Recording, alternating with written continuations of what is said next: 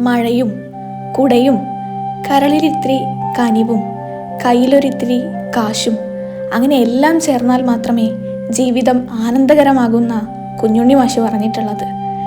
മഴയോടൊപ്പം എല്ലാം ഒത്തുചേരുന്നിടത്ത് ജീവിതം ആനന്ദകരമാകും.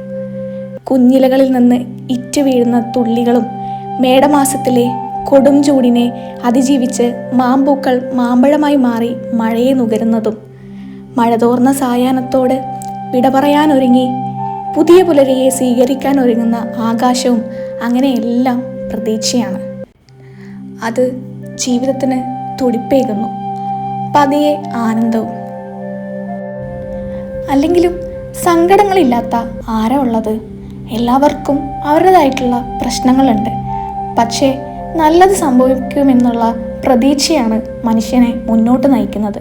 അതിനോടൊപ്പം പ്രകൃതിയും കൂടി ചേരുമ്പോൾ അതിന് പുതിയ അർത്ഥങ്ങളാണുള്ളത്. കാണാത്ത പലതും കാണാനും കേൾക്കാത്ത പലതും കേൾക്കാനും നമ്മൾ ശ്രമിക്കുന്നിടത്ത് നമുക്ക് തന്നെ ജീവിതത്തിൽ പുതിയ പ്രതീക്ഷകൾ ഉണ്ടാവും.